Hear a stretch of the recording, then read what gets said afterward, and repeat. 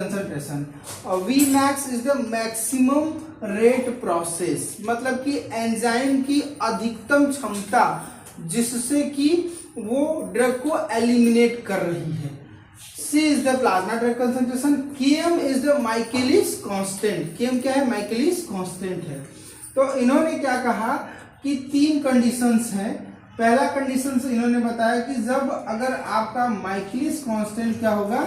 Equal होगा concentration के, तो रेट ऑफ डिक्लाइन क्या होगा? DC by D T. तो V max into C upon, हम अगर सी प्लस सी कर देते हैं तो D C by D T equal to V max into C upon 2c। C से सी कट गया, मतलब हम ये कह सकते हैं कि जो D C by D T होगा वो वी मैक्स अपॉन 2, या ये भी कह सकते हैं कि ये वी मैक्स का आधा जो होगा आपका केएम होगा। वी मैक्स का आधा जो होगा आपका केएम होगा। दूसरा कंडीशन क्या होता है?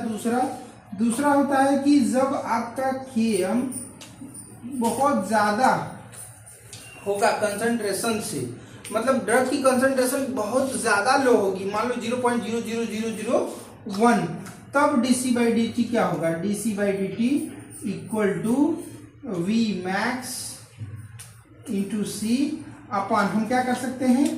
KM plus C equal to KM लिखते हैं। मतलब अगर हम यहाँ पे केएम में 0.00001 ऐड करेंगे तो ऑब्वियस सी बात है कि वैल्यू केएम ही आएगी।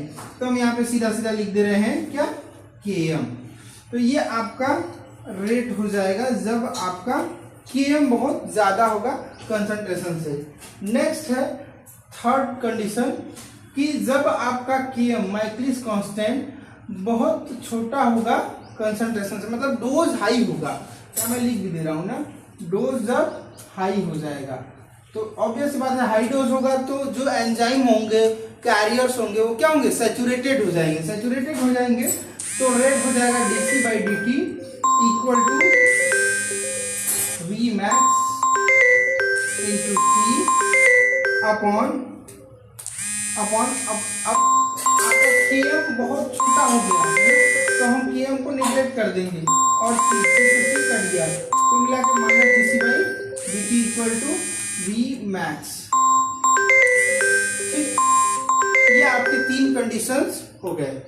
ग्राफ क्या कहता है? ग्राफ कहता है कि स्टार्टिंग में आपका जो रेट ऑफ डिक्लाइन होगा वो लीनियर होगा, धीरे धीरे डिक्लाइन होगा। एक टाइम आएगा कि वो कांस्टेंट